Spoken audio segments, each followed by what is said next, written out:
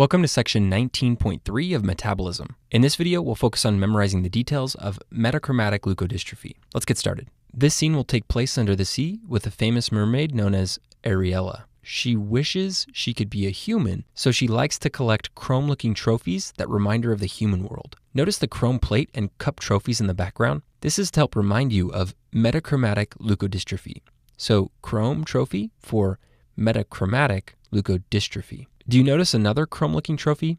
That's right, this lizard-looking trophy is also chrome-colored. Just like in other lysosomal storage diseases, we've included a lizard in this picture to help you remember that metachromatic leukodystrophy is a lysosomal storage disease. So lizard for lysosomal storage disease. Okay, now let's turn our attention to Ariella. Unfortunately for her, she wanted to become a human so much that she made a deal with Ursela, a wicked octopus sea witch who has tricked her and is now casting a spell on Ariella. Notice that Ariella appears to be stuck as a result of the spell. She's on the ocean floor and can't move, kind of like she's inhibited or deficient. In this image, Ariella represents aryl sulfatase A. The fact that she appears to be stuck by this magic spell should help you remember that in metachromatic leukodystrophy, aryl sulfatase A is the deficient enzyme. So Ariella is stuck for aryl sulfatase A deficiency. The spell is also preventing her from moving. Notice that her flipper is stuck to the ocean floor and that she appears upset because she can't move. This should help you remember that one of the clinical features of this disorder is ataxia. So flippers stuck to the ocean floor for ataxia.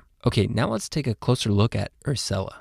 Notice anything unique about her tentacles? That's right, they look kind of like nerves. There's a large segment followed by a short segment. The large segments seen on Ursela's tentacles are kind of like the thick areas of the nerve where there is a prominent myelin sheath surrounding the axon. More specifically, the big thick tentacles extending away from her body represent the peripheral nerves. So tentacles for peripheral nerves. Also notice how her black tentacles appear to merge as they wrap around her abdomen and the more central part of her body. This is a reference to the central nervous system. So black tentacle-looking dress for central nervous system. These parts of the scene should help you remember that metachromatic leukodystrophy results in central and peripheral demyelination. Okay, let's add another character to the scene. This little bug-looking creature is Ariella's father, but Ursela turned him into this poor, unfortunate soul. Notice that he looks a bit confused and has stars spinning around his head. This is used to represent dementia, which is one of the clinical features of metachromatic leukodystrophy. So stars spinning around his head for dementia. Okay, it's about time we added the hero to the scene. This human character is named Merrick,